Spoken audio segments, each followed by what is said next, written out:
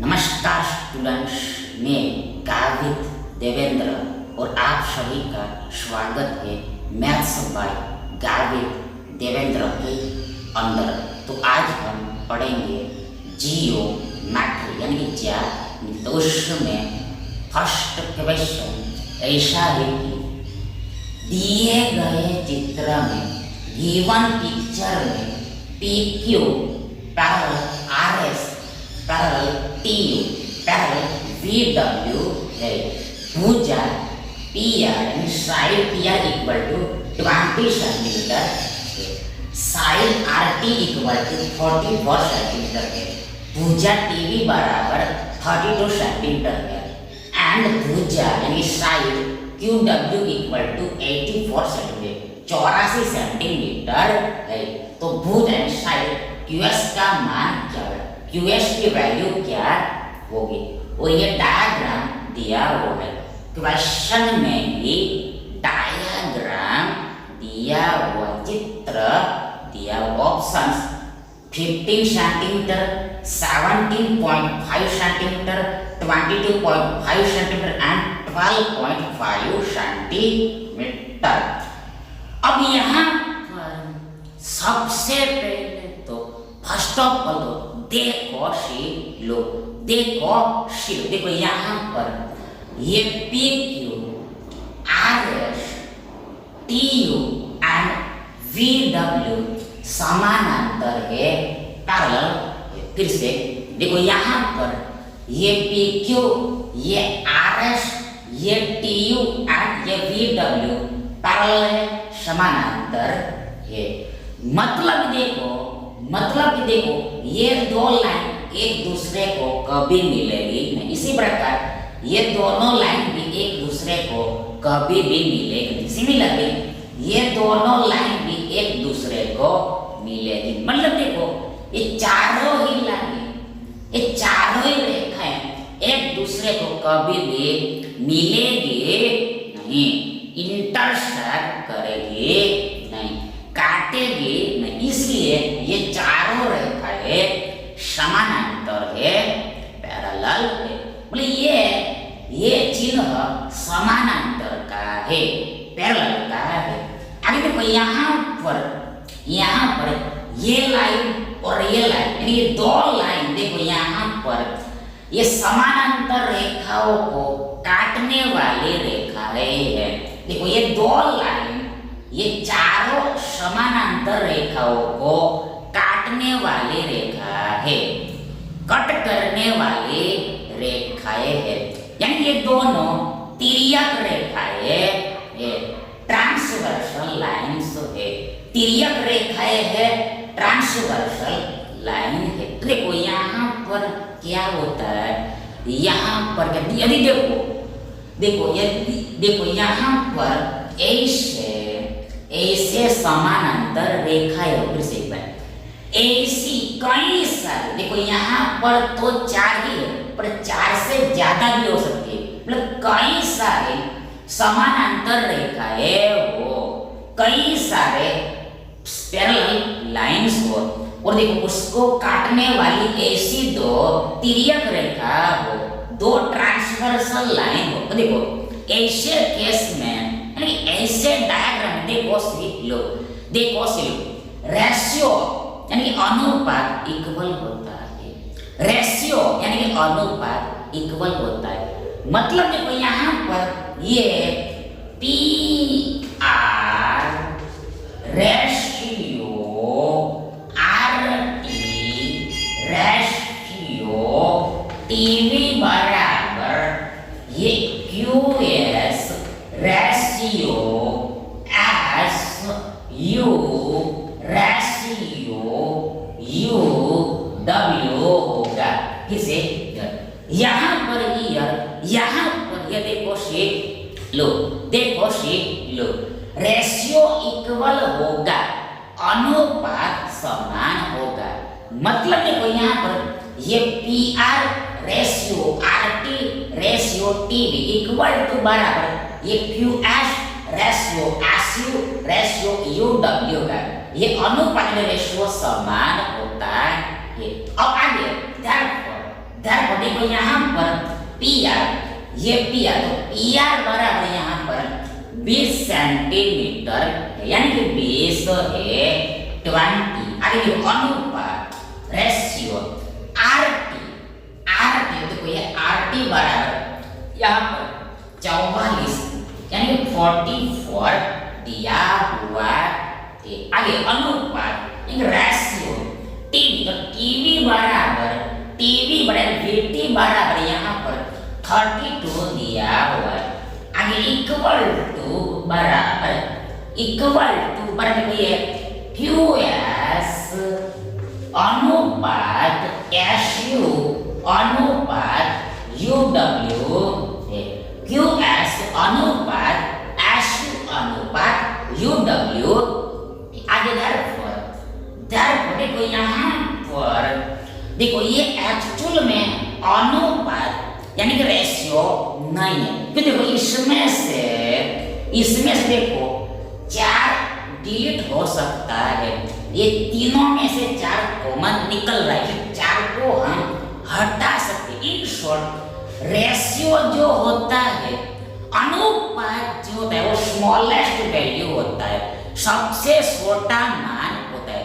मतलब यहाँ पर देखो ये 20 को हम 4 गुणा 5 ऐसे लिख सकते, 4 पंचे 20। देखो ये 44 को हम 11 गुणा 4 ऐसे मतलब 11 चौके 44 होता है। सिमिलरली ये 32 को हम 8 गुणा 4 ऐसे लिखते हैं, 8 गुणा 4 ऐसे 8 चौके 32 होता है 30 और 8 चौके 32 होता है 34 होता है। देखो ये तीनों पदों में, देखो तीनों टर्म्स में देखो ये 4 कॉमन हो रहा है, 4 कॉमन हो रहा है, 4 कॉमन हो रहा है, 4 उभय निष्ठ है।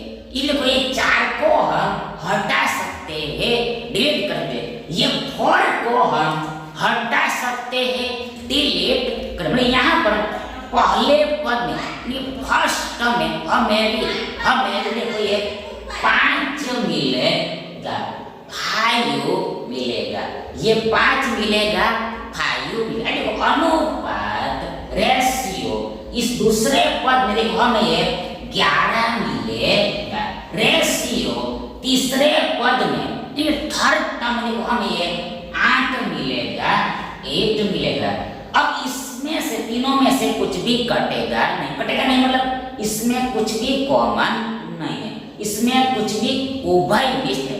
ये रेशियो एक्चुअल में है, ये एक्चुअल में रेशियो स्मॉलेस्ट वैल्यू है, सबसे छोटा मतलब यहाँ पर ये PR ratio RT ratio TV बराबर 5:11:8 है। फिर से ये PR ratio RT ratio TV बराबर 5:11:8 है। तो आगे बराबर इक्वल ये QS ratio SU ratio UW, ये QS ratio SU ratio UW, मतलब देखो यहाँ पर ये QS ratio SU ratio UW बराबर ये 5:11:8 है।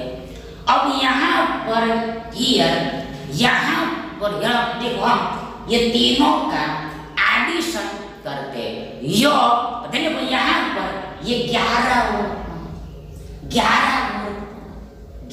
और 5 16 होगा, 16 और 8 24 होगा, 24, that is 5 + 11 + 8 24 होगा, 24 होगा, 24 होगा, 24 होगा। अब यहाँ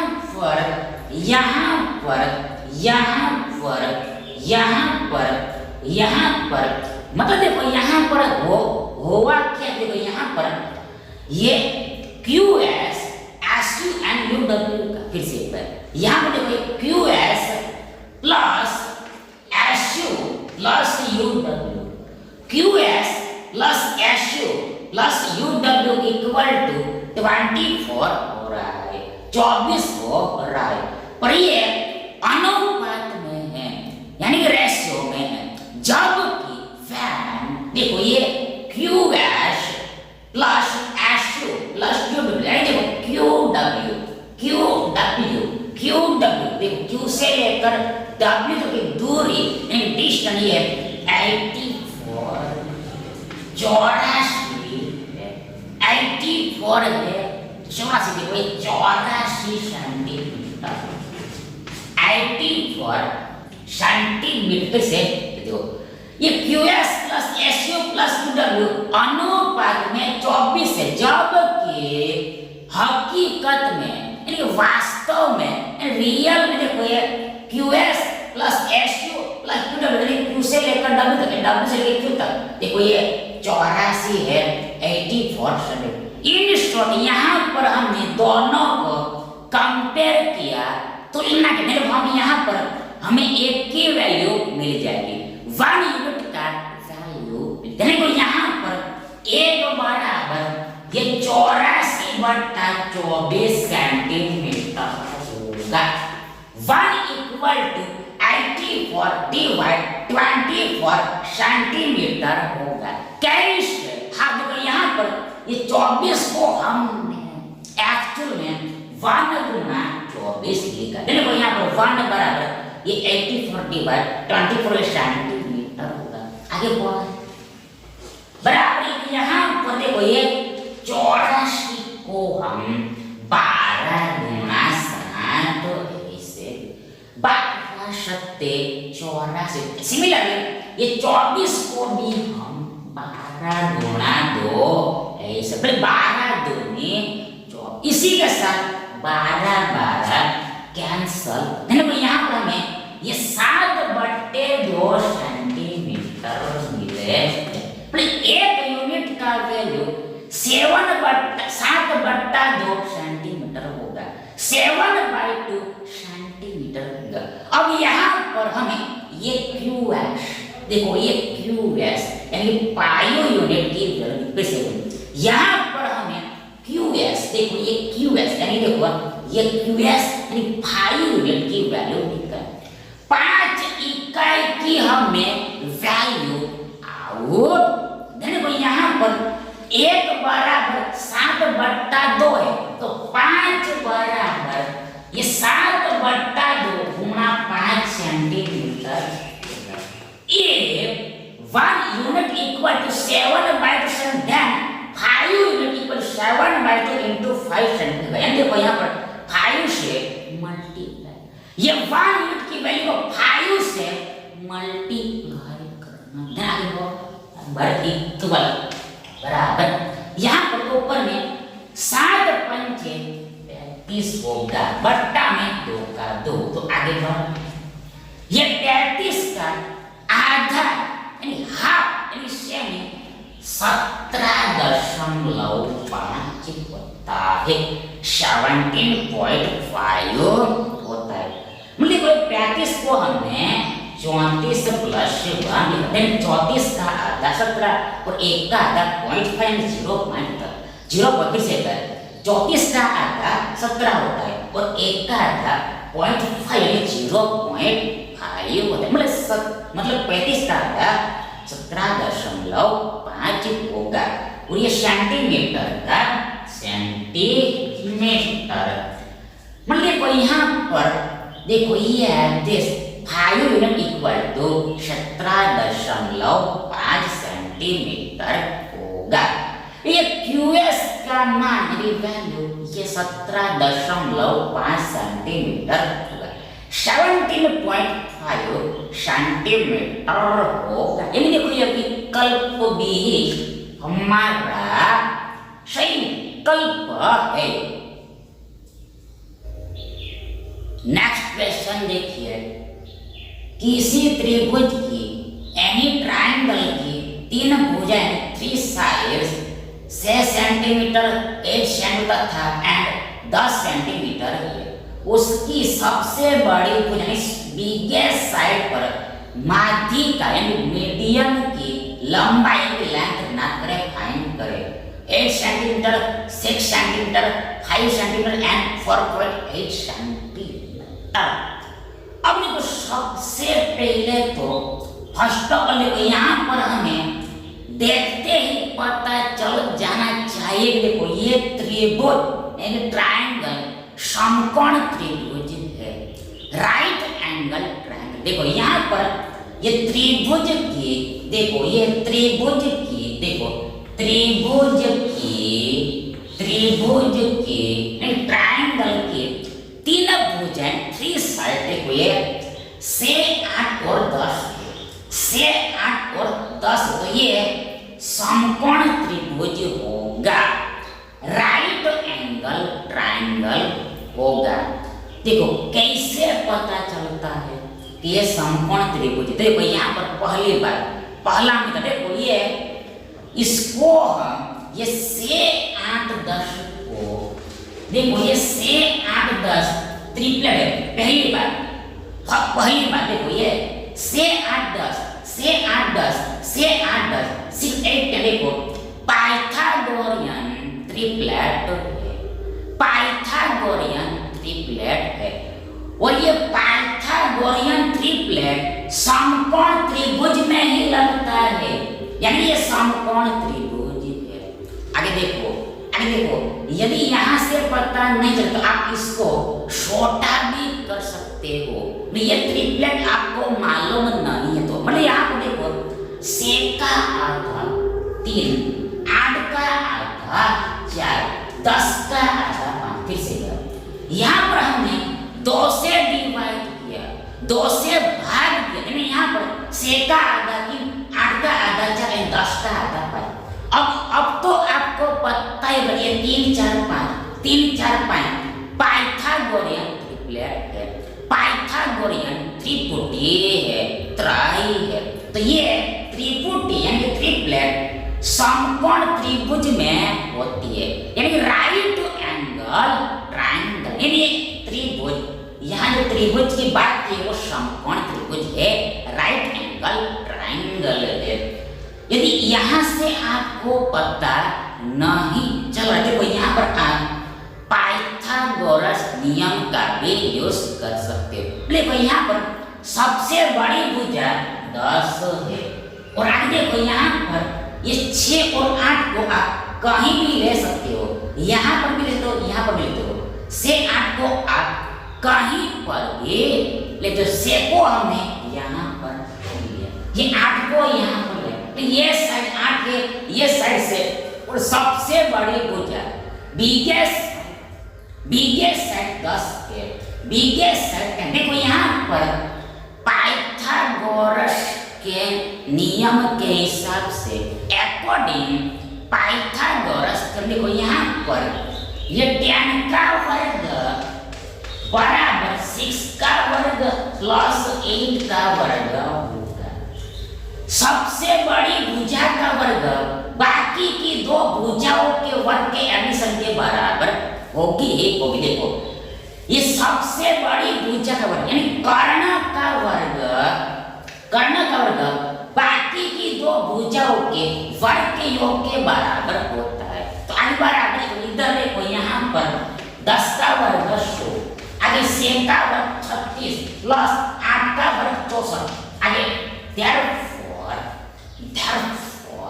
देखो यहाँ पर ये 100 का 100 का देखो यहाँ पर 64 प्लस 36 6 होता है, 100 होता है, प्लस 100 बराबर 100 हो गया। ये इक्वालिटी आ गई। मतलब देखो ये पाइथागोरस नियम फॉलो हो रहा है। तो ये पाइथागोरस थ्योरम यानी प्रमेय समकोण त्रिभुज में ही लगता है, राइट एंगल ट्रायंगल में लगता है। मतलब देखो राइट एंड उल्टा रिवर्स देखो समकोण त्रिभुज में यानी ऐसा ट्रायंगल जिसमें एक कोण 90 का और 90 का, उसमें सबसे बड़ी भुजा का वर्ग यानी कर्ण का वर्ग बाकी की दो भुजाओं के वर्ग के एडिशन के बराबर होता है। इन शॉर्ट देखो ये ट्रायंगल की जो बात की वो राइट एंगल ट्रायंगल, एक कोण 90 का है, ये बेसिक था, पाया था। अब यहाँ पर आगे बोला है कि उसकी सबसे बड़ी भुजा पर माध्यिका यानी मीडियन। तो अब यहाँ पर हमें माध्यिका को समझनी पड़ेगी, मीडियन को समझना पड़ेगा।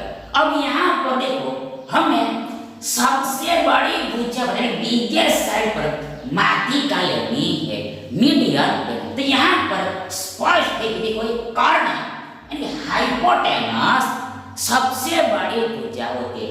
राइट एंगल ट्रायंगल में हाइपोटेनस बिगेस्ट साइड, यहाँ पर हमें ये वाली भुजा पर मीडियन लेनी यानी माध्यिका लेनी है, मीडियन लेनी है माध्यिका यानी यहाँ पर देखो ये माध्यिका देखो इस पॉइंट से इस वर्टेक्स देखो इस पर जाएगी।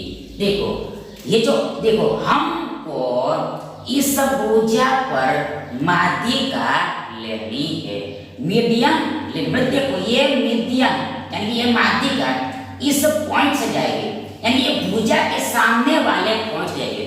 ये साइड पे ऑपोजिट वर्टेक्स से विरुद्ध के सिर से ऐसे जाएगी। मतलब देखो यहाँ पर माध्यिका का यानी मीडियन का काम ये होता है कि वर्क ये देखो ये सामने वाले भुजा को दो इक्वल पार्ट में बांटती है, दो इक्वल टुकड़े करने। यहाँ पर ये वाला पार्ट और ये वाला पार्ट इक्वल होगा, ये दोनों पार्ट इक्वल होगा, ये दूरी और ये दूरी इक्वल होगी। तो ये माध्यिका का काम होता है, सामने वाली भुजा को दो हिस्सों में, दो समान हिस्सों में बांटे। अब यहाँ पर देखो हमें ये माध्यिका की लंबाई यानी मीडियन की हमें लेंथ निकालनी, कैसे निकलेगी, हाउ। तो देखो यहाँ पर याद करके रखना है कि रिमेंबर करके रखना है। देखो ये जो राइट एंगल ट्रायंगल है यानी समकोण त्रिभुज है, देखो ये समकोण त्रिभुज में ये माध्यिका की लंबाई ये कर्ण की आधी होती है, हाइपोटेनस की हाफ होती है, हाइपोटेनस की सेमी होती है। यहाँ पर कर्ण हाइपोटेनस 10 है, तो 10 का आधा 5 होता है, 5 होता है। मतलब ये माध्यिका यानी मीडियन की लंबाई यानी कि लेंथ 5 सेंटीमीटर है, 5 सेंटीमीटर। इसलिए देखो ये विकल्प से हमारा सही विकल्प होगा। अगला प्रश्न देखिए, त्रिभुज एबीसी का अंतः केंद्र यानी इन सेंटर है, एंगल एबीसी 60 और एंगल एसीबी बराबर 50 हो तो एंगल बीआईसी क्या होगा? 50, 125, 70 एंड 65। अब यहाँ पर सबसे पहले तो फर्स्ट ऑफ ऑल तो देखो से लो, देखो से लो ये अंतः केंद्र। देखो यहाँ पर समझ, देखो यहाँ पर देखो, यहाँ पर हम सबसे देखो यहाँ पर 4 केंद्रों को समझना पड़ेगा, 4 सेंटर्स को अंडरस्टैंड करना पड़ेगा। देखो यहाँ पर 4 केंद्र होते हैं, 4 सेंटर्स होते हैं, 4 केंद्र होते हैं, 4 सेंटर होते हैं। देखो ये थियरी समझनी पड़ेगी। सबसे पहले देखो यहाँ पर थियरी समझनी पड़ेगी। मतलब देखो यहाँ पर देखो पहला यानी कि फर्स्ट सेंटर यानी केंद्र, देखो देखो केंद्रक होता है, केंद्रक होता है। पहला केंद्र केंद्रक होता है, केंद्रक होता है, केंद्रक होता है। मतलब सेंट्रोइड होता है, सेंट्रोइड होता है, सेंट्रोइड होता है, सेंट्रोइड होता है, सेंट्रोइड होता है। अरे देखो ये सेंट्रोइड को यानी केंद्र को देखो देखो दूसरे तरीके से देखो गुरुत्व केंद्र भी बोलते हैं, गुरुत्व केंद्र भी बोलते हैं, गुरुत्व केंद्र भी बोलते हैं। देखो इंग्लिश में ग्रेविटी सेंटर भी बोलते हैं। ग्रेविटी सेंटर भी बोलते हैं। ग्रेविटी सेंटर भी बोलते हैं। ग्रेविटी सेंटर भी बोलते हैं। और आगे देखो, ये केंद्र को यानी सेंट्रॉइड को यानी गुरुत्व केंद्र को देखो, यानी ग्रेविटी सेंटर को देखो सी लो, देखो सी, देखो ये जी से डिनोट करते हैं, जी से दर्शाते हैं, जी से डिनोट। देखो यहाँ पर सेंट्रॉइड का सी है, इसका मतलब ये नहीं कि सी से डिनोट करते हैं, सी यहाँ पर है फिर भी सी से डिनोट नहीं करते इसको, ये ग्रेविटी सेंटर के जी से डिनोट करते हैं। आगे देखो, आगे देखो, आगे देखो, आगे देखो, आगे देखो, आगे देखो, सेकंड दूसरा केंद्र देखो, देखो देखो आगे देखो, ये जो केंद्र है यानी जो सेंट्रॉइड है, इनकी जो गुरुत्व केंद्र है ग्रेविटी सेंटर है, ये वो देखो माध्यिका से बनता है, माध्यिका से बनता है, मीडियन से बनता है, माध्यिका से बनता है, मीडियन से बनता है। इसको हम डिटेल में समझ, पहले हम चारों सेंटर को एक साथ में देख लेते हैं।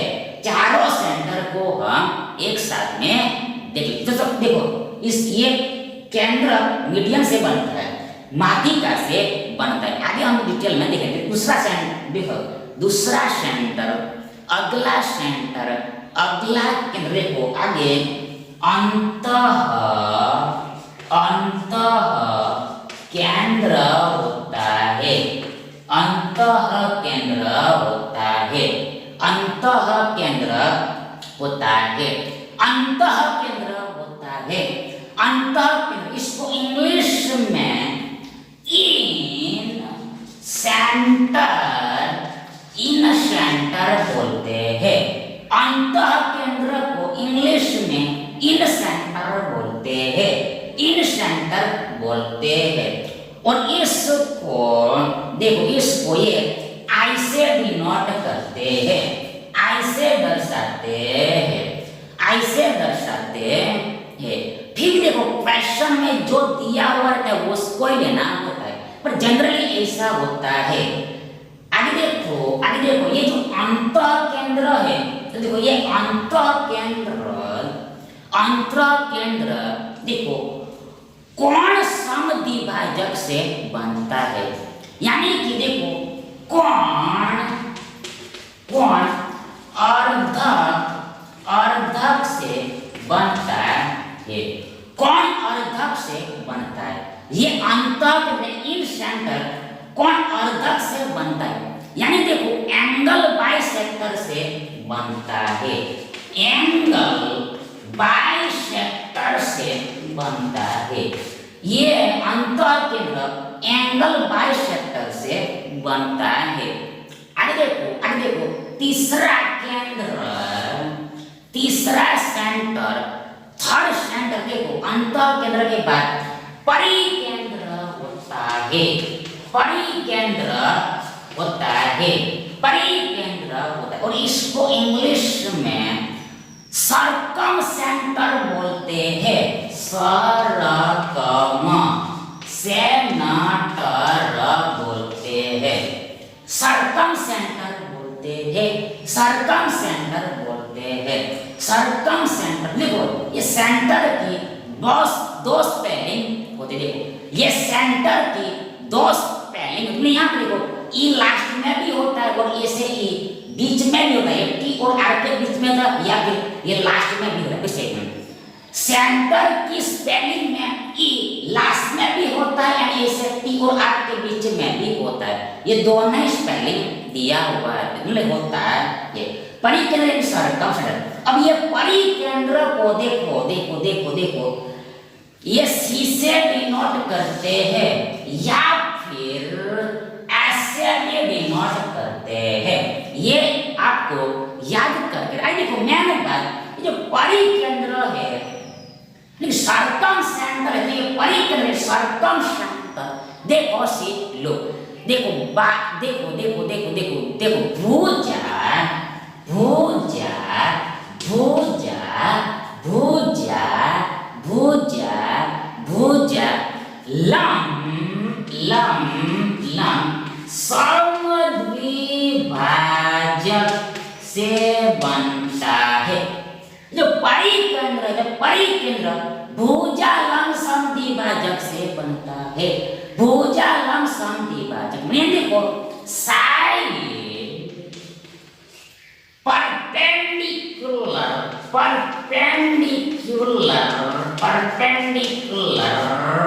समद्विभाजक यानी बाइसेक्टर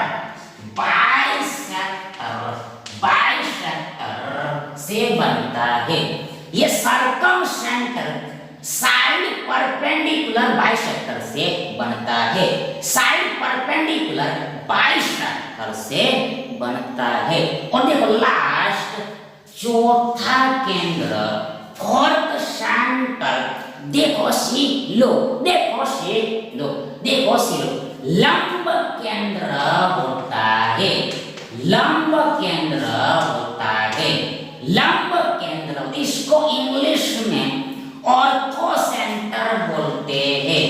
ऑर्थो सेंटर बोलते हैं। लंब केंद्र को इंग्लिश में ऑर्थो सेंटर बोलते हैं। ऑर्थो सेंटर बोलते हैं। ऑर्थो सेंटर बोलते हैं। और लंब केंद्र में ऑर्थो सेंटर देखो से लोग ये ओ से या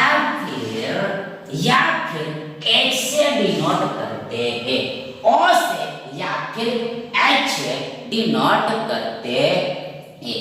और ये लंब केंद्र शीर्ष लंब से बनता है। शीर्ष लंब से बनता है। शीर्ष लंब से बनता है यानी कि इंग्लिश में अल्टीट्यूड से बनता है। अल्टीट्यूड से बनता है। अल्टीट्यूड से बनता है यानी परपेंडिकुलर से ही बनता है। लंब से ही बनता है। अल्टीट्यूड कहो चाहे परपेंडिकुलर कहो एक ही बात है, उसका अर्थ लंब ही होता है। लंब ही होता है यानी देखो इन शॉर्ट अल्टीट्यूड से बनता है। अल्टीट्यूड से बनता है। अल्टीट्यूड से बनता है। अल्टीट्यूड से बनता है। देखो फिर से एक बार देखो पहला केंद्रक बोलते हैं यानी इंग्लिश में सेंट्रल, और इसको गुरुत्व केंद्र भी बोलते हैं। इस इंग्लिश में ग्रेविटी सेंटर बोलते हैं। इसको जी से डिनोट करते हैं। और ये मीडियन से बनता है, माध्यिका से बनता है। अगला दूसरा अंतः केंद्र इंग्लिश में इन सेंटर बोलते हैं। और देखो आगे इसको आई से डिनोट करते हैं। और ये अंतः केंद्र इन सेंटर कोण अर्धक से बनता है यानी कोण समद्विभाजक से बनता है। कोण समद्विभाजक से बनता है। एंगल इक्वली बाइसेक्टर से बनता है।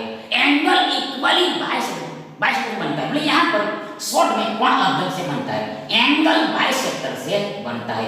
एंगल बाइसेक्टर से बनता है। अगला परिकेंद्र यानी सर्कम सेंटर को सी या फिर एच से डिनोट करते हैं। और ये भुजा लंब समद्विभाजक से बनता है यानी साइड परपेंडिकुलर बाइसेक्टर से बनता है। और लास्ट चौथा लंब केंद्र यानी ऑर्थो सेंटर शीर्ष लंब से यानी अल्टीट्यूड से बनता है। और इसको ओ से या फिर एच से डिनोट करते हैं। ओ से या फिर एच से डिनोट करते हैं। अब इसको हम डिटेल में देखें मतलब बनता कैसे है, एग्जैक्टली कैसे बनता है, हाउ टू मेड उसको देखते हैं। तो आगे देखो पहले हम देखो केंद्र को समझते हैं। केंद्र को समझते देखो यहाँ पर सबसे पहले फर्स्ट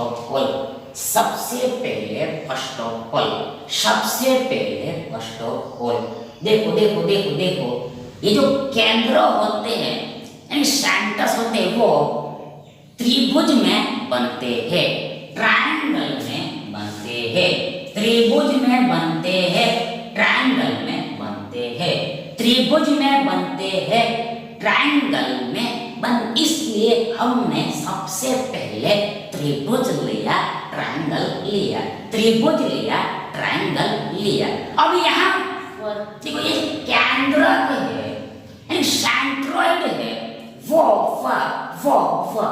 मीडियन से बनता है, माध्यिका से बनता है। अब माध्यिका क्या होती है, मीडियन क्या, देखो मीडियन यानी माध्यिका सामने वाली भुजा को दो हिस्सों में बांटती है, ऑपोजिट साइड को दो इक्वल पार्ट में डिवाइड। मैं यहाँ पर देखो ऐसे हमने रेखा खींची, लाइन ड्रॉ की, इस वर्टेक्स से इस सिर से हमने लाइन खींची, ड्रॉ की, तो ये देखो माध्यिका है, इसलिए सामने वाली भुजा ऑपोजिट साइड को दो इक्वल पार्ट में बांटेगी। देखो यहाँ पर इसको हमने ए नाम दिया, इसको बी नाम दिया, इसको सी नाम दिया। देखो यहाँ पर देखो इसको हमने डी दिया ना, B D equal B C होगा।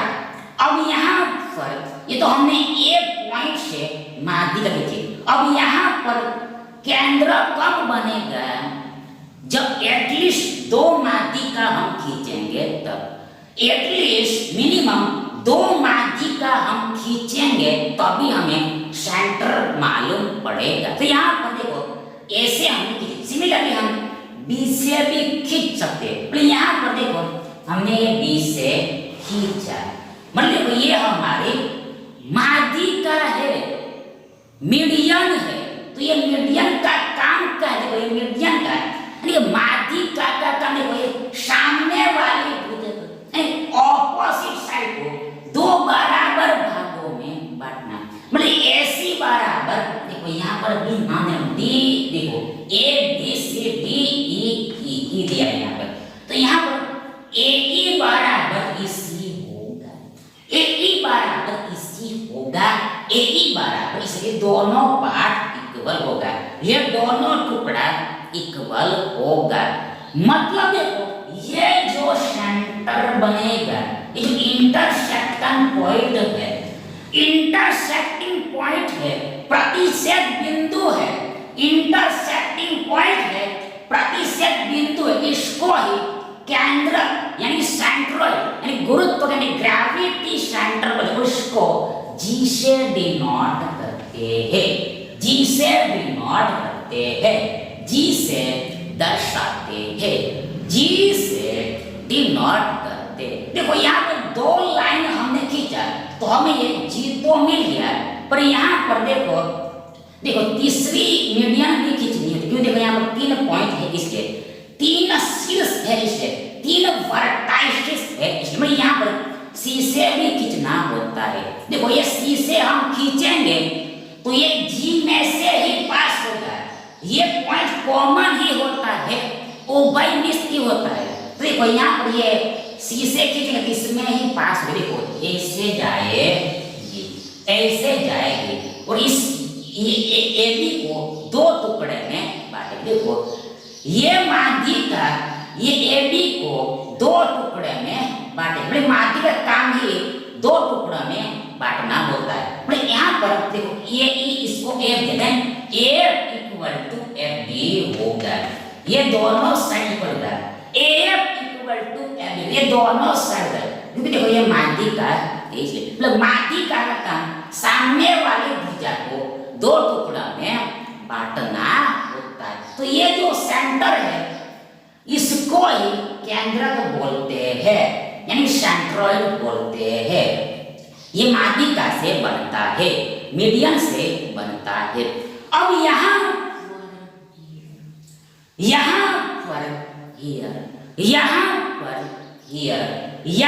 पर देखो, अब हम थियोरी देख रहे हैं, कॉन्सेप्ट देखो यहाँ पर ये जो जी है यानी ये केंद्रक है, यानी सेंट्रल है। देखो ये जी ये मीडियन को यानी माध्यिका को 2:1 रेशियो में बांटता है,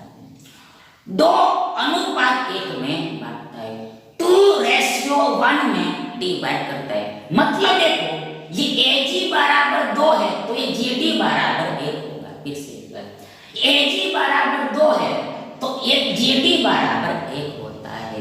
मतलब देखो यहाँ पर सिर से केंद्र तक की दूरी 2 है तो ये बाजू से यानी साइड से केंद्र तक की दूरी 1 ही होती है। ये रेशियो में चल रहा है। सिमिलरली देखो यहाँ पर ये BE के लिए देखो यहाँ पर ये 2 होगा तो ये 1 होगा। एक देखो यहाँ पर ये BG 2 होगा तो ये GE 1 होगा। देखो ये वर्टेक्स से केंद्र तक 2 होता है और साइड से केंद्र तक 1 होता है। ये रेशियो चलता है। सिमिलर देखो यहाँ पर ये केंद्र यानी कि सेंट्रोइड ये FCF को 2:1 में बांटता है। 2:1 में डिफरेंट। यहाँ पर देखो ये CG बराबर 2 है तो ये FG 1 होगा। वर्टेक्स से केंद्र 2 तो ये केंद्र से बाहर साइड 1 होता है। ये रेशियो याद कर। इन शॉर्ट ये जो सेंट्रोइड है यानी केंद्र जी है तो ये माध्यिका को 2:1 में बांटता है। 2:1 में डिवाइड करता है। अगला बात यहाँ पर आपको अंदर में 1 2 3 4 5 6 टुकड़े दिख रहे हैं। 1 2 3 4 5 और 6 टुकड़े। देखो ये चारों देखो 6 के 6 टुकड़े 6 के 6 पार्ट इक्वल होते हैं। मतलब ये चारों का एरिया इक्वल ही होता है। ये 6 जो ये 6 देखो ये 6 का 6 पार्ट का एरिया समान होता है। ये 6 के 6 पार्ट का 6 के 6 भाग का एरिया यानी क्षेत्रफल समान होता है। एरिया यानी क्षेत्रफल समान होता है। इतना देखो क्या देखो ये केंद्रक के लिए यानी केंद्रक के लिए सेंट्रोइड के लिए समझना काफी। फिलहाल केंद्रक के लिए यानी सेंट्रोइड के लिए इतना समझना काफी है। अब हम दूसरा सेंटर समझते हैं। दूसरे सेंटर को देखते हैं। दूसरा केंद्र को देखो। अगला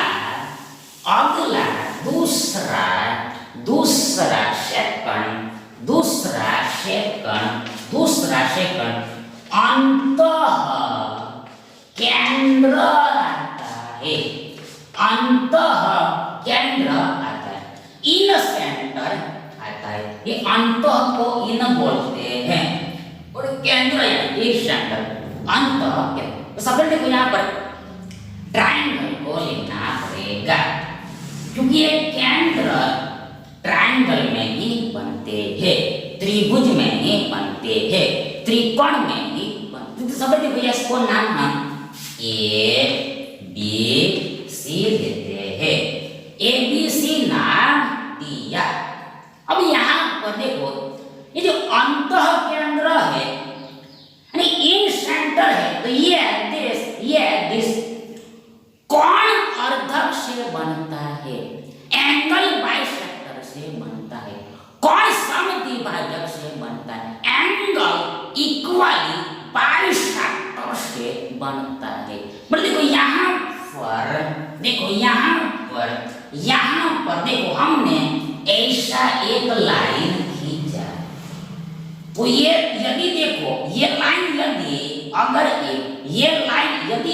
एक कोण अर्धक है यानी एंगल बाइसेक्टर देखो ये को 2 समान टुकड़ों में बांटेगा।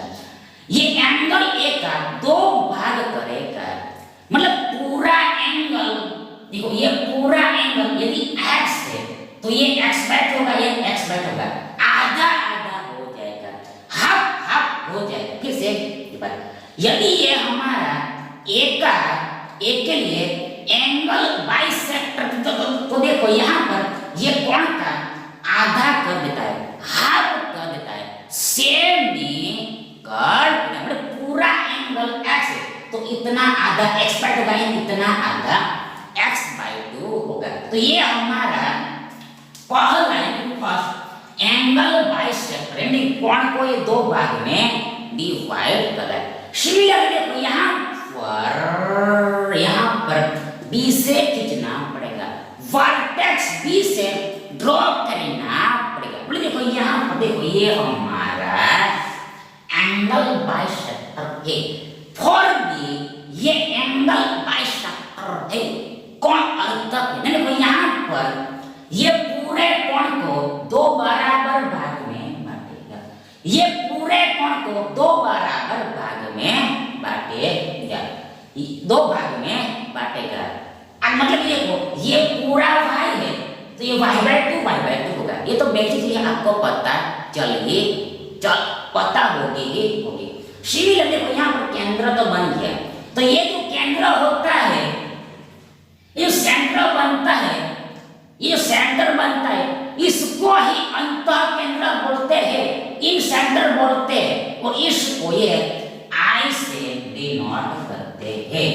I से दर्शाते हैं।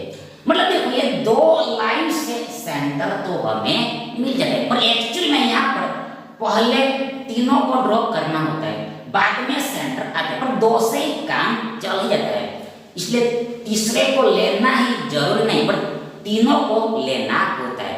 देखो यहाँ पर यदि हम मतलब देखो यहाँ पर आगे में हम ये सी से हम कोण अर्धक खींचेंगे एंगल बाइसेक्टर ड्रॉ करेंगे। देखो ये बिंदु में से ही पास होगा।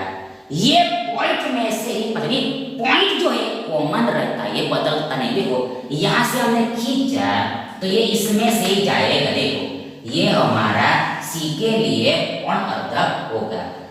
ये हमारे एंगल सी के लिए कोण अर्धक है। यानी ये पूरा एंगल जेड है तो ये इतना z/2 और इतना z/2 ये आगे बढ़ जाएगा।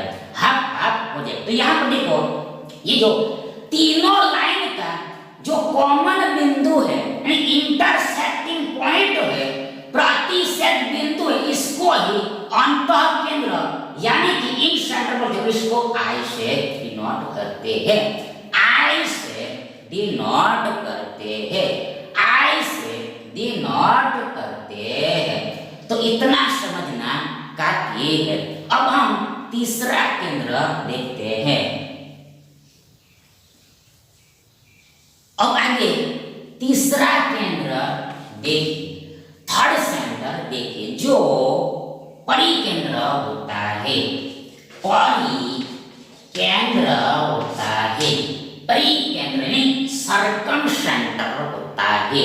सर्कम सेंटर होता है। देखो ये केंद्र मतलब सभी केंद्र ट्रायंगल में ही बनते हैं। ट्रायंगल लेना पड़ेगा। ये हमने ट्रायंगल लिया त्रिभुज इसको नाम हमने ए बी सी दिया।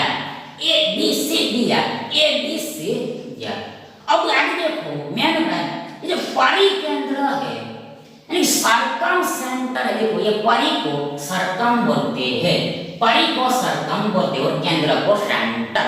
तो ये परिकेंद्र भुजा लंब समद्विभाजक से बनता है। ये जो परिकेंद्र है यानी सर्कम सेंटर है। परिकेंद्र भुजा लंब समद्विभाजक से बनता है। देखो दो चीजें एक लंबी होना चाहिए और समद्विभाजक भी होना चाहिए। भुजा के ऊपर साइड के ऊपर लंबी होना चाहिए परपेंडिकुलर भी होना चाहिए और बाइसेक्टर भी होना चाहिए। समद्विभाजक भी होना चाहिए। देखो दो चीजें एक लंबी होना चाहिए और समद्विभाजक भी होना चाहिए। समद्विभाजक भी होना चाहिए। बाइसेक्ट भी होना चाहिए। मतलब देखो यहाँ पर इस साइड पर यानी इस बाजू पर देखो हमने एक लाइन खींचा मतलब ये 90 का एंगल बना रहा है। ये लाइन इस बीसी पर इस बाजू पर 90 का एंगल बना रहा है यानी ये लंब हो गया परपेंडिकुलर हो गया। और दूसरा काम देखो ये दोनों साइड इक्वल होना चाहिए। मतलब इसको हम देखो ए बी सी डी तो यहाँ पर बी डी बराबर डी सी डी होना चाहिए। देखो इस भुजा पर हमने एक लंब खींचा मतलब 90 का कोण बने ऐसा लाइन खींचा।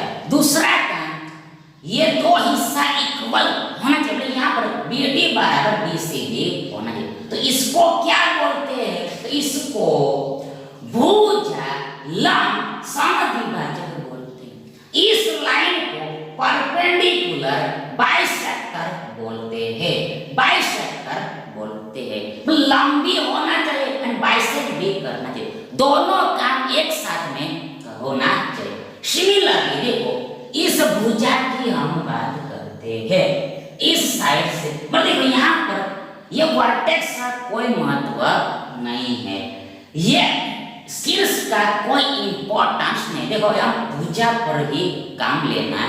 देखो इस भुजा पर इस साइड देखो यहाँ पर सबसे पहले लंब ड्रॉ करना होता है और बाइसेक्ट भी करना है। तो यहाँ पर देखो मान लो ये हमने ऐसा लाइन किया तो ये 90 का एंगल बनाएगा और देखो यहाँ पर ए बी सी डी और ई दिया, ये दोनों साइड इक्वल होगा, ए बराबर इसी होगा। देखो इसे ये हमने इस भुजा पर लंब डाला 90 डिग्री का कोण डाला और दूसरा का ये दोनों ए और इसी दोनों भाग इक्वल, ये हमारा भुजा लंब समद्विभाजक हो गया।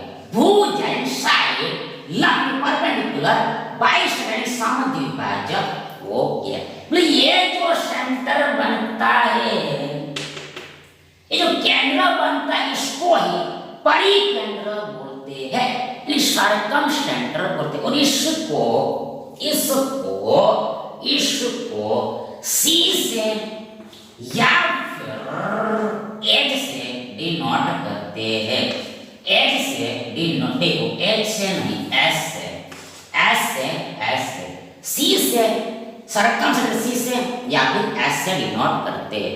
सर्कम सेंटर के सी से या फिर एस से डिनोट करते हैं।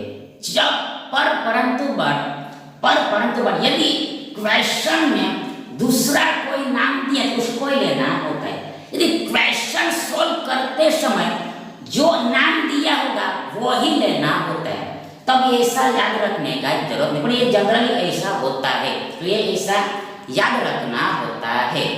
पर देखो इन शॉर्ट क्वेश्चन में जो दिया हुआ रहता है उसको ही लेना होता है। कारण देखो यहाँ पर यह हमारा परिकेंद्र हो गया, पर देखो एक्चुअल में 3 लाइन खींचने पर बनता है, पर हमें पहले से पता चले मतलब एटलीस्ट 2 लाइन खींचेंगे तभी हमें पता चल जाता है यहाँ पर ही बनेगा।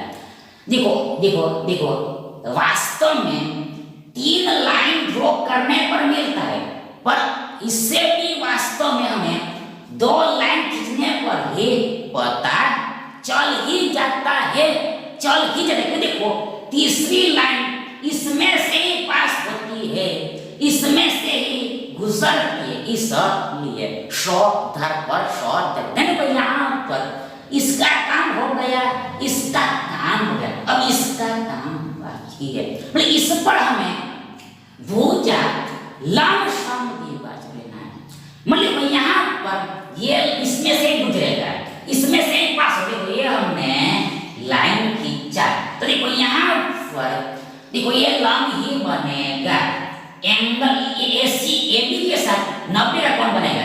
ये लाइन एबी के साथ 90 का कोण बनेगी, मतलब ये परपेंडिकुलर है लंब, दूसरा का ये दोनों हिस्सा इक्वल होगा, दैट इज ई के बाद ए, तो यहाँ ए इक्वल टू एफ बी होगा। यानी देखो ये लाइन भुजा लंब समद्विभाजक हो गया,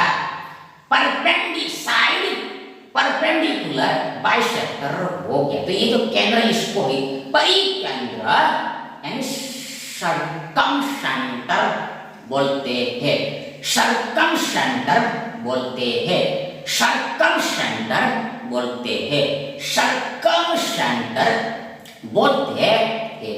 अब देखो चौथा केंद्र फोर्थ सेंटर, देखो ये तो बहुत लंबा है, ये तो बहुत डिटेल में, पर हम फिलहाल हम इनको शॉर्ट में ही समझते हैं, इतना ही समझते। देखो अंतः केंद्र आया, देखो इसके पहले के केंद्र देखो अंतः केंद्र, उसमें अंतःवृत्त भी आएगा, अंतःवृत्त भी आएगा। देखो अंतःवृत्त के बाद अंतःत्रिज्या भी आएगी और इसमें परिवृत्त भी आएगा और परित्रिज्या भी आएगा। तो बहुत डिटेल में हमने फिलहाल शॉर्ट में ही दिखा है। जब ये आएगा क्वेश्चन तभी हम इसको आगे का जो है उसको देखें। तो यहाँ पर अगला चौथा centre, fourth centre, last centre देखो, लंब केंद्र, लंब केंद्र यानी ऑर्थो सेंटर। ट्रायंगल लेना है, ट्रायंगल हमने लिया, त्रिभुज लिया, नाम दिया ए बी सी, नाम दिया ए बी सी।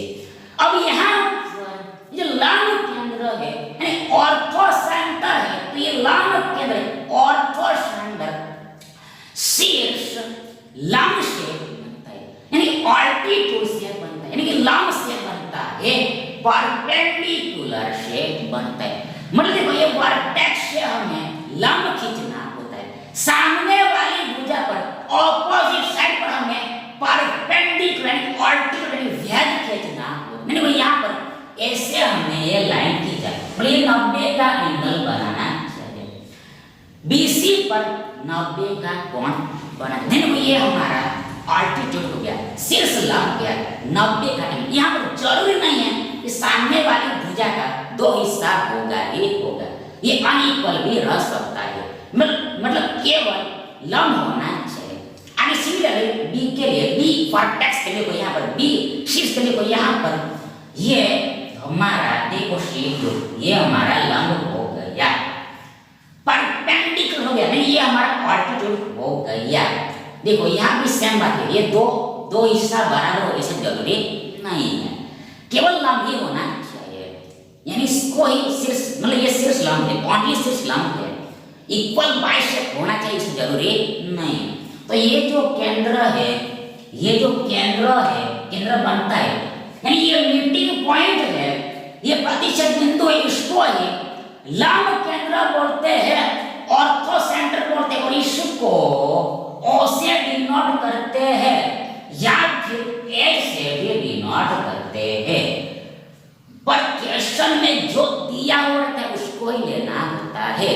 आगे देखो ये मिनिमम 2 लाइन से तो बनता है, पर यहाँ पर एक्चुअल में 3 लाइन ड्रॉ करनी होती है, पर ये तीसरी लाइन हमें पता है इसमें से ही पास होगी, इस बिंदु से में ही गुजरे।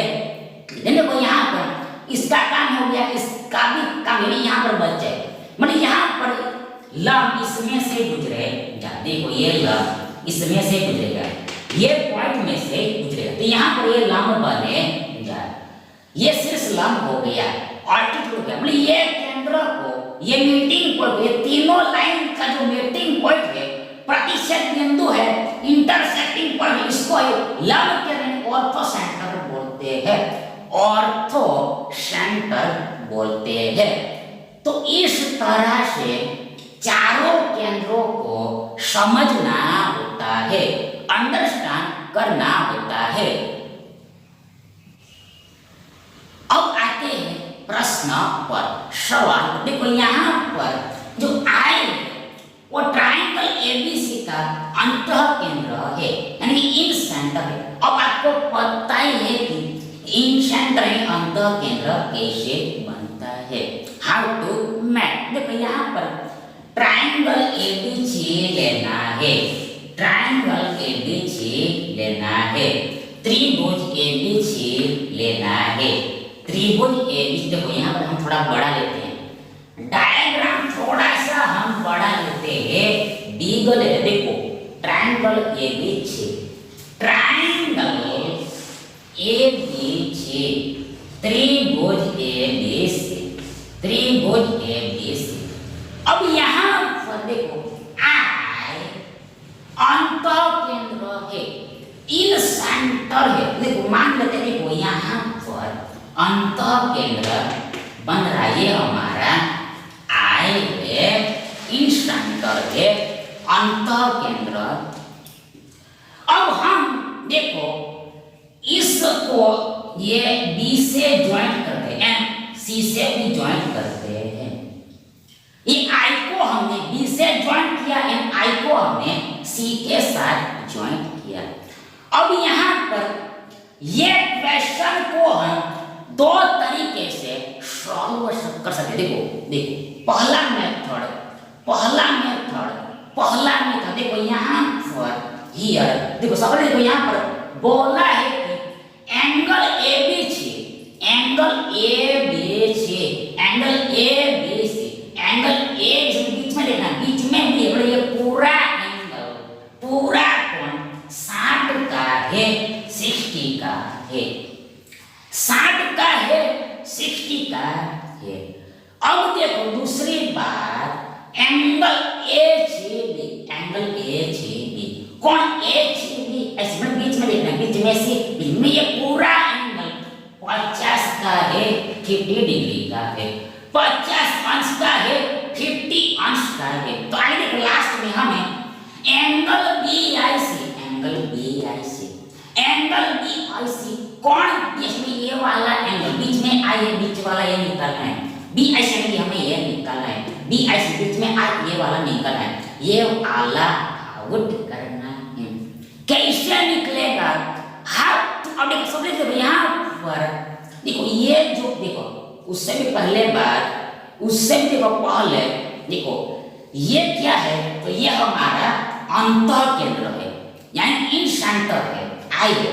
तो ये बनता कैसे? तो ये कोण अर्धक से बनता है, एंगल बाइसेक्टर से बनता है। मतलब यहाँ पर ये लाइन ये पूरे कोण को दो भाग में काट, सिमिलरली ये लाइन भी ये कोण को दो भाग में बांट रही है।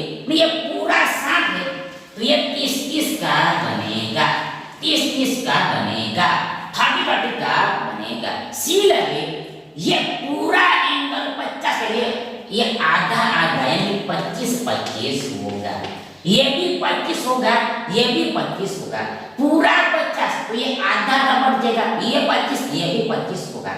अब ये वाला एंगल निकालना है, कैसे निकलेगा? यहाँ पर ये तो ये हमें त्रिभुज दिखाई दे रहा है, ये बीआईसी त्रिभुज है, बीआईसी ट्रायंगल। यहाँ पर हमें पता है तीनों कोणों का योग 180 होता है। ट्रायंगल के तीनों एंगल्स का एडिशन यानी कि सम 180 डिग्री होता है। देखो यहाँ पर ये ट्रायंगल बीआईसी में ये किस है, ये 25 यानी इसका दोनों का एडिशन 55 होगा, 55 होगा, तो इसको 180 में से सब्ट्रैक्ट करना पड़ेगा, माइनस करना पड़ेगा। देखो यहाँ पर 10 में से 5 गया 5, आगे 17 में से 5 गया, 17 में से 5 गया 12, 12 डिग्री डिग्री डिग्री, 180 माइनस 55 125 होगा, 125 अंश होगा, 125 डिग्री होगा। एंगल बीआईसी 125 अंश का होगा, यानी देखो विकल्प भी हमारा सही विकल्प है। अब इसको दूसरे तरीके से भी सॉल्व करें, दूसरा मेथड भी है। कैसे? देखो यहाँ पर सबसे देखो यहाँ पर ये जो एंगल होता है, ये जो एंगल होता है यानी angle BIC, angle BIC, angle BIC, तो ये बराबर इक्वल देखो 90 डिग्री प्लस ये एंगल a/2 होता है बसेगा। ये जो एंगल बीआईसी है, देखो ये एंगल बीआईसी देखो, पर यहाँ पर कंडीशन क्या है, ये आई, यहाँ पर आई होना चाहिए, ये अंतः केंद्र होना चाहिए, ये इन सेंटर होना चाहिए, यहाँ पर ये अंतः केंद्र होना चाहिए, इन सेंटर होना चाहिए। केंद्र बदलेगा तो ये नहीं चलेगा, केंद्र के हिसाब से बदलता रहता है, चेंज होता रहता है। मतलब इन सेंटर है यानी अंतः केंद्र, ये वाला एंगल एंगल बीआईसी इक्वल बराबर 90 प्लस एंगल a/2 होता है, 90 डिग्री प्लस एंगल a/2। मतलब देखो 90 प्लस सामने वाले एंगल का, सामने वाले कोण का ऑपोजिट एंगल का हाफ होता है, 90 प्लस सामने वाले ऑपोजिट, सामने वाले आई के ऑपोजिट, आई के सामने यानी a का एक का आधा होता है, एक का हाफ होता है। तो ये फॉर्मूला बन गया। मतलब देखो इतना ही देखना काफी है, ये इसका आधा होता है। जब आएंगे तब हम देखेंगे, तब डिटेल में देखेंगे, फिलहाल इतना काफी। तो यहाँ पर आगे ये 90 डिग्री का 90 प्लस का हमें एंगल ए निकालना पड़ेगा। तो यहाँ पर देखो ये पूरा एंगल 60 है, पूरा एंगल 50 है, यहाँ दोनों का योग 110 होगा। अब हमें पता है कि ट्रायंगल के तीनों कोणों का 180। यहाँ पर एबीसी, ये बी ट्रायंगल है ना, ट्रायंगल एबीसी लेना। देखो यहाँ पर ये एबीसी में ये 60 ये 30, तो ये कितना होता है? ये देखो 180 में से 110 को घटाना पड़ेगा। ये 180 में से 110 को सब्ट्रैक्ट करना देना। यहाँ पर ये 180 माइनस 180 डिग्री माइनस 110 इक्वल बराबर 70 डिग्री होगा। 70 डिग्री यानी देखो ये एंगल है 70 का है, 70 का है, और आधा आधा लेना है। 90 प्लस 70 का आधा यानी हाफ से में 35 होता है 35। तो देखो यहाँ पर हमें पता है कि 35 का 2 गुना 22, 70 इसे उल्टा 70 का आधा 35 होता है। आगे इक्वल बराबर यहाँ पर 90 प्लस 3 यानी 30 120 होगा। 1 2 चलिए 5 125 ही होगा। 125 आ गया। तो इस तरह से भी आप फाइंड करेंगे। ये फॉर्मूला है और ये हमने बेसिक से सॉल्व किया। ये दोनों तरीके से आप सॉल्व कर सकते हो।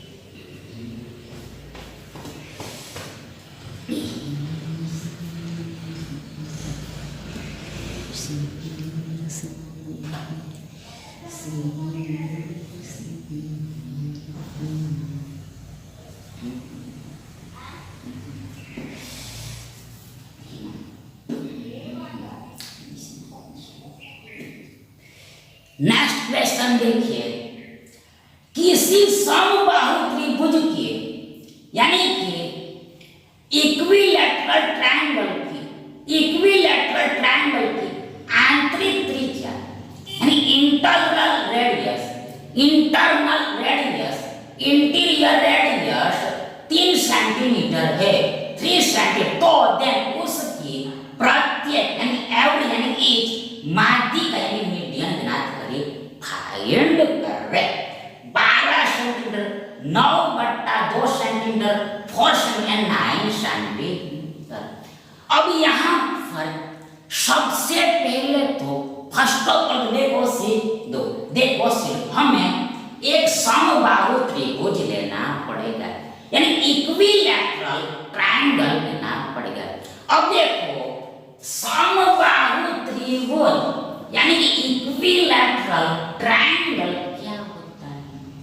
समबाहु त्रिभुज यानी इक्विलैटरल ट्रायंगल क्या होते हो? समबाहु त्रिभुज की चारों भुजाएं इक्वल होती है, तीनों साइड बराबर होती है। समबाहु त्रिभुज की तीनों भुजाएं इक्वल होती है, तीनों साइड इक्वल होती है, बराबर होती है। इसको समबाहु त्रिभुज बोलते हैं। इक्विलैटरल ट्रायंगल तीनों भुजा बराबर है, ये तीनों कोण भी बराबर होगा, तीनों एंगल्स भी बराबर होगा। तो ये बेसिक चीज है, ये आपको शायद पता ही होगी, ना पता है तो अब जान लेना। तो आगे देखो यहाँ पर समबाहु त्रिभुज की आंतरिक त्रिज्या अब बात आ गई है इंटरनल रेडियस की यानी कि इंटीरियर रेडियस की आंतरिक त्रिज्या की। तो अब यहाँ पर देखो ये आंतरिक त्रिज्या मिलती कब है? इंटरनल रेडियस मिलती कब है? देखो ये आंतरिक त्रिज्या यानी कि इंटरनल रेडियस देखो सी लो अंत केंद्र पर से आती है, अंत केंद्र पर से आती है, अंत केंद्र पर से आती है, इन सेंटर पर से आती है। मतलब देखो सबसे देखो यहाँ पर हम मान लेते हैं, देखो ये त्रिभुज का अंत केंद्र यानी इन सेंटर पॉइंट बिंदु ये है, ये त्रिभुज में अंत केंद्र इन सेंटर यानी आई यहाँ पर, आई यहाँ पर, आई यहाँ पर है, ये हमारा अंत केंद्र है। अब इसी अंत केंद्र पर से, इसी अंत केंद्र पर देखो अंतःवृत्त आता है, अंतःवृत्त आता है, अंतःवृत्त आता है, इन सर्कल आता है, अंत केंद्र पर से अंतःवृत्त आता है, इन सेंटर से इन सर्कल आता है, इन सर्कल आता है, इन सर्कल आता है, इन सर्कल आता है। अब देखो यहाँ पर ये अंतःवृत्त यानी इन सर्कल देखो ये त्रिभुज के अंदर बनता है, ट्रायंगल के अंदर बनता है, मतलब ऐसे बनता है, ऐसे ये सेंटर है, देखो ऐसा ऐसा वृत्त बनेगा, ऐसा वृत्त बनेगा, ऐसा वृत्त बनेगा, ऐसा वृत्त बनेगा, ऐसा सर देखो ये रफ है इसलिए इसे दिख रहा है, ये रफ डायग्राम इसलिए इस आपको दिख रहा है, ये रफ है इसलिए ऐसा है, बिना नाप के इसलिए ऐसा दिख रहा है। तो देखो यहाँ पर हमने ये वृत्त खींचा, मतलब देखो ये अंतर्वृत्त जो होता है यानी इन सर्कल जो होता है वो ये तीनों भुजाओं को यानी तीनों साइड को अंदर में ऐसे टच करता है, स्पर्श करता है, तीनों भुजाओं को तीनों साइड ऐसे टच करते हुए गुजरता है, टच करते हुए स्पर्श के पास होता है, गुजरता है, और ये अंदर में ऐसे बनता है, क्योंकि देखो इसके बाद परिकेंद्र भी आता है, इसलिए दूसरा वृत्त भी आता है, इसलिए बल्कि अंतःवृत्त ऐसे बनता है, टच करते हुए गुजरता है। अब यहाँ पर देखो सीख लो ये सेंटर है, तो त्रिज्या की अब देखो सेंटर थोड़ा यहाँ पर लेते हैं, एडजस्ट करना पड़ता है क्योंकि रफ डायग्राम है इसलिए, तो ये हमारा सेंटर हो गया, अंत केंद्र। तो यहाँ पर रेडियस ये हमारी रेडियस होगी, ये हमारी रेडियस होगी, त्रिज्या होगी। देखो देखो देखो देखो रेडियस यानी त्रिज्या क्या होती है, रेडियस यानी त्रिज्या क्या, तो रेडियस यानी त्रिज्या देखो ये केंद्र से परिधि तक की दूरी होती है। इसे एक बार देखो देखो देखो यदि हमने ये वृत्त के ऊपर यानी सर्कल के ऊपर का एक हमने पॉइंट ले लिया, बिंदु ले लिया, मतलब देखो हमने ये परिधि के ऊपर का सरकमफेरेंस के ऊपर का हमने एक पॉइंट लिया, और ये पॉइंट को हमने केंद्र से ज्वाइन किया, इसको रेडियस बोलते हैं, रेडियस बोलते हैं, रेडियस बोलते हैं, त्रिज्या बोलते हैं, रेडियस बोलते हैं, त्रिज्या बोलते हैं, रेडियस बोलते हैं, त्रिज्या बोलते हैं। फिर से एक बार रेडियस क्या होती है, रेडियस देखो ये वृत्त है, तो ये वृत्त की परिधि है, सरकमफेरेंस देखो यहाँ पर एक बिंदु या एक पॉइंट लिया, और ये बिंदु को हमने केंद्र से मिलाते, ये दूरी को ही आर बोलते हैं, रेडियस बोलते हैं, त्रिज्या बोलते हैं, रेडियस बोलते हैं, त्रिज्या बोलते हैं। सिमिलरली आप कहीं पर भी पॉइंट ले सकते हो, ये वृत्त के ऊपर कहीं पर भी आप पॉइंट ले सकते हो, और केंद्र के साथ ज्वाइंट देखो ये भी त्रिज्या है, ये भी त्रिज्या है, ये भी त्रिज्या है, कोई भी त्रिज्या ही है, ये इक्वल ही होता है, इक्वल ही समान ही होते हैं, इक्वल ही समान ही होती है, इक्वल ही होती है। अब यहाँ पर देखो, यहाँ पर ये जो r है यानी स्मॉल r है यानी रेडियस है, तो इस रेडियस को यानी त्रिज्या को ही अंतः त्रिज्या बोलते हैं। देखो, अंतः त्रिज्या बोलते हैं, अंतः त्रिज्या बोलते यानी इन रेडियस बोलते हैं, इन रेडियस बोलते हैं। अंतः मतलब इन रेडियस बोलते हैं, अंतः त्रिज्या बोलते या फिर आंतरिक त्रिज्या ऐसे भी बोलते हैं, इंटरनल रेडियस ऐसे भी बोलते हैं। अंतर और इसको स्मॉल r से डिनोट करते हैं, मतलब परिकेंद्र में जो त्रिज्या है उसको कैपिटल R से डिनोट करते हैं, तो इसमें स्मॉल r से डिनोट करते हैं, दर्शाते। तो ये हमारी त्रिज्या हो गई। इन शॉर्ट ये जो अंतः केंद्र होता है, इन सेंटर होता है, वो साइड से इक्वल डिस्टेंस पर होता है। ये साइड से यानी बाजू से इक्वल डिस्टेंस, देखो ये अंतर समान, ये अंतर समान, ये अंतर समान, मतलब यहाँ पर 90 का कोण बनता है, यहाँ पर ऐसे 90 का कोण बनता है।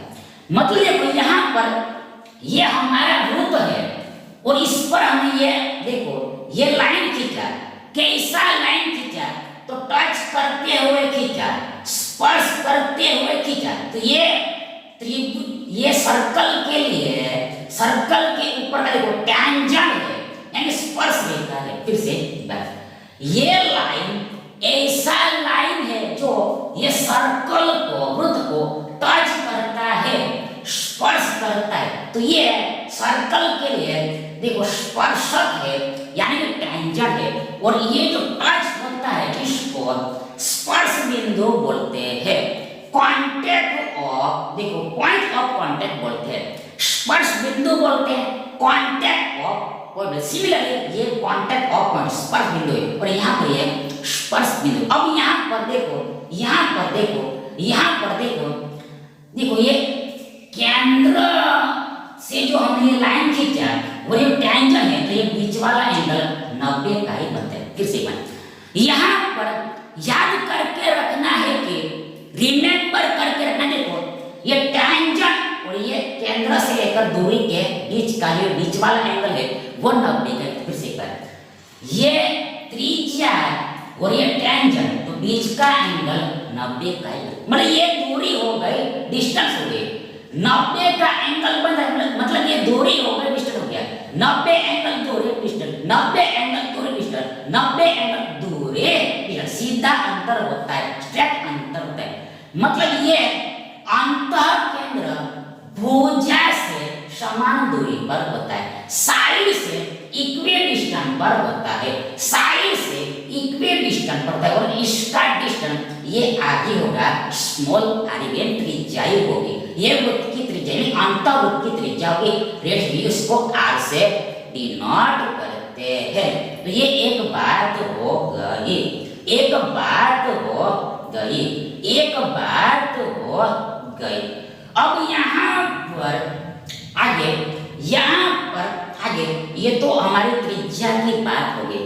अब यहाँ पर दूसरी बात देखो, यहाँ पर माध्यिका की करनी पड़ेगी, मीडियन की करने पड़ेगी। कैसे? यहाँ पर एक और पॉइंट याद करके रखना है कि समबाहु त्रिभुज में यानी इक्विलैटरल ट्रायंगल में चारों केंद्र एक जगह पर ही होते हैं, एक ही प्लेस पर होते हैं, एक ही जगह पर होते हैं, एक ही प्लेस पर। यहाँ पर ये हमारा I है, अंतः केंद्र ये ही हमारा G है, G है यानी कि ग्रेविटेशनल केंद्र है, और यही हमारा ऑर्थोसेंट्रिक लंब केंद्र, और यही हमारा परिकेंद्र यानी देखो सर्कम सेंटर है, यानी यही हमारा क्या है, क्या है, C है, सर्कम सेंटर है, G है, I है, C है और OB है। मतलब देखो इन शॉर्ट समबाहु त्रिभुज में चारों केंद्र एक ही पॉइंट पर होते हैं, एक ही बिंदु पर होते हैं।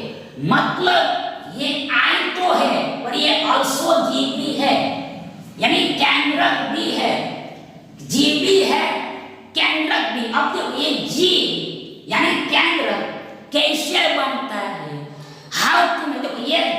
केंद्र माध्यिका से बनता है, मीडियन से बनता है। बोले यहाँ पर ये हमारे माध्यिका हो जाएंगे, मीडियन हो जाएंगे। ये पॉइंट में से गुजरे, ये कॉमन बिंदु में से पास से गुजरेगी, ये हमारी ऑल्सो मीडियन भी है, माध्यिका भी है। अब यहाँ पर हमने ऑलरेडी बता दिया है कि कहे कि जी होता है यानी केंद्रक होता है, वो माध्यिका को यानी मीडियन को 2:1 रेशियो में बांटता है, 2:1 रेशियो में डिवाइड करता है। मतलब इतनी दूरी 2 है, देखो ये पॉइंट से ये वर्टेक्स से ये केंद्र की दूरी 2 है, तो ये केंद्र से लेकर ये बाजू तक ये साइड तक की दूरी 1 है। मतलब यहाँ पर r बराबर 1 यूनिट है, r इक्वल टू 1 यूनिट। यहाँ पर r हमें 3 सेंटीमीटर दिया हुआ है, त्रिज्या 3 सेंटीमीटर की बटा टेस्ट 1 यूनिट का value 3 centimetre, 1 unit equal to 3 centimetre. अब यहाँ पर हमें प्रत्येक माध्यिका की लंबाई निकालनी है, एवरी मीडियन की लेंथ फाइंड करते। देखो दूसरी बात मैंने बात, समबाहु त्रिभुज में सब कुछ इक्वल होता है, तीनों माध्यिका भी समान होती है, तीनों माध्यिका भी समान। ये माध्यिका की जो लंबाई है वो दूसरी 2 माध्यिका की लंबाई भी होगी, ये मीडियन की जो लेंथ आएगी वो ही लेंथ दूसरी मीडियन को भी होगी और तीसरी मीडियन को भी होगी। एक ही बात होती है, एक ही बात, हमें एक किसी को पकड़ लेना होता है, क्लच में लेना होता है। हमने इसको क्लच में लिया, इस बिंदु से हमने ड्रॉ किया, तो अब यहाँ पर 1 यूनिट इक्वल टू 3 सेंटीमीटर। अब यहाँ पर ये पूरी माध्यिका है, ये पूरे मीडियम 2 + 1 इक्वल टू 3 बराबर 3 यूनिट बराबर माध्यिका है। ये जो माध्यिका है यानी मीडियन है, तो इसकी पूरी लेंथ ये 2 + 1 3 यूनिट है, 2 + 1 3 यूनिट। हमें यहाँ पर ही 3 यूनिट की वैल्यू निकालना है, 3 यूनिट की वैल्यू यानी यहाँ पर 3 यूनिट इक्वल टू ये 3 × 3 सेंटीमीटर होगा। एक 1 unit equal 3 centimetre, 3 unit equal 3 × 3 centimetre होगा। मतलब यहाँ पर 1 यूनिट की वैल्यू से 3 को मल्टीप्लाई करना पड़ेगा, है ना।